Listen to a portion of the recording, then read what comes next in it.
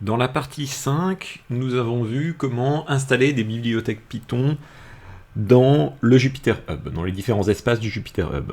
Dans cette partie 6.1, nous allons voir comment ajouter des ressources, que ce soit des Jupyter Notebook pour des activités ou pour des évaluations de formation, ou des jeux de données. Donc ça peut prendre n'importe quelle forme, ça peut être des fichiers CSV ou autre type de fichiers de données.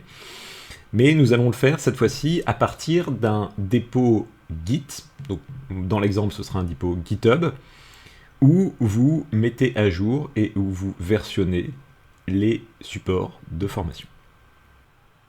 On va commencer par se connecter avec un compte administrateur. Donc moi, le nom de l'administrateur, c'est Emmanuel M.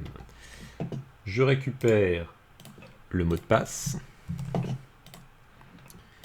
Et donc, je suis en train de me connecter en tant qu'administrateur à mon Jupyter Hub. Donc ce que je vais faire, c'est, comme on cherche à installer, à pouvoir télécharger le contenu dans les différents espaces du Jupyter Notebook depuis un repo Git. Donc moi, ce sera un repo en ligne GitHub. Ce qu'il faut que je fasse, c'est qu'il faut que j'installe sur l'intégralité du Jupyter Hub la bibliothèque NB-Git-Pooler. Et donc je l'installe de la même façon que ça a été fait quand on a vu comment installer des librairies. Donc voilà, donc ça c'était la librairie qu'on avait fait la dernière fois, NumPy, je vous avais montré. Là on va installer donc NB Git Pooler. Donc vous l'installez comme ça. Donc moi il est déjà installé parce que je l'ai déjà testé avant, mais vous, il vous dira qui l'installe. Une fois que vous avez fait ça, il faut vous connecter à un repo Git. Alors moi je vais utiliser GitHub. Donc je me suis connecté à mon compte GitHub et j'ai fait une demande de création de nouveaux dépôts en ligne. Je vais l'appeler exercice underscore Jupyter Hub. Voilà. Je le mets en public, j'ajoute un readme, ce sera très bien comme ça. Et le reste, je laisse ça comme ça. Donc pour gagner du temps, ce qu'on va faire, c'est que je vais faire l'import directement depuis la plateforme. Donc je upload file. Et donc voilà, je commit.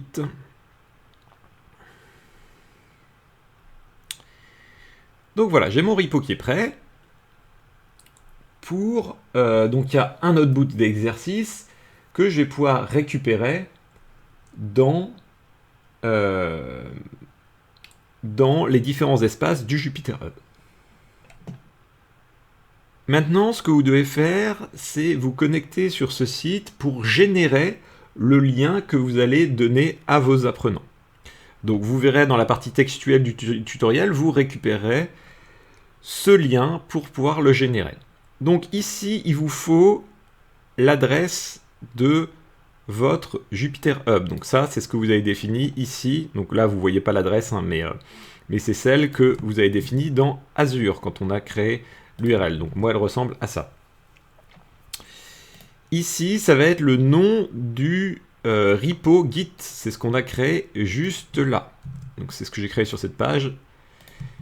Et c'est ici. Donc dans la branche par défaut dans GitHub, c'est main maintenant.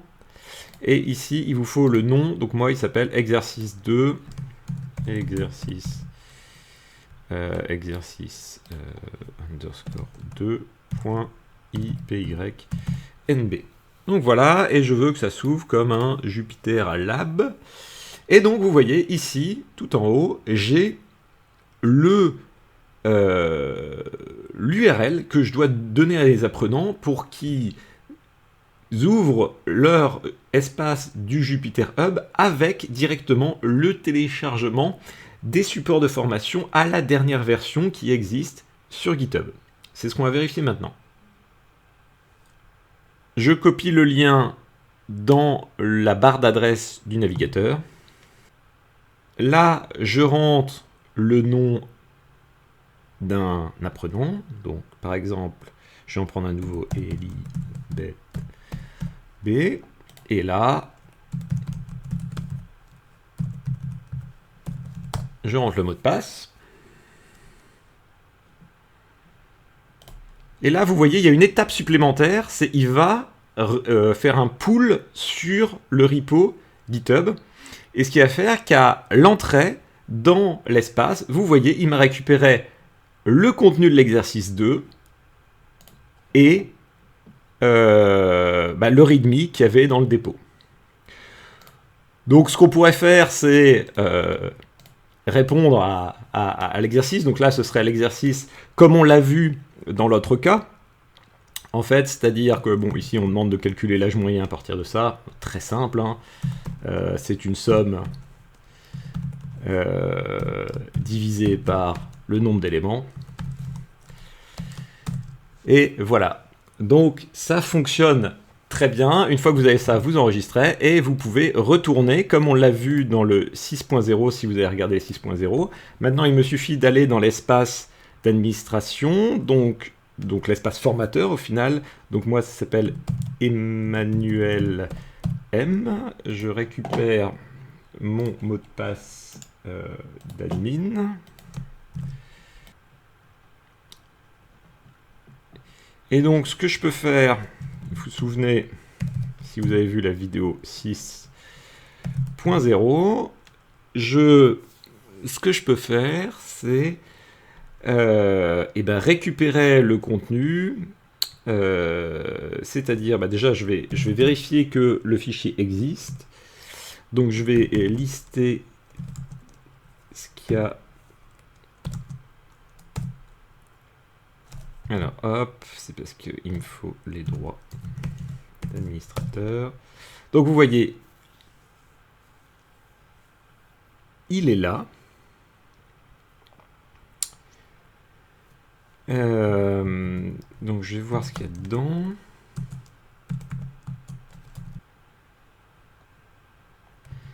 Donc, ce que je peux faire, c'est le copier. Donc, je fais un sudo cp2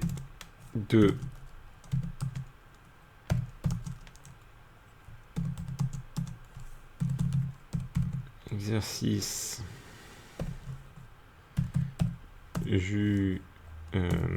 Jupyter Hub. Donc ça, c'est le nom qui a été... Et je vais le copier ici. Donc moi, je suis dans l'espace de mon admin.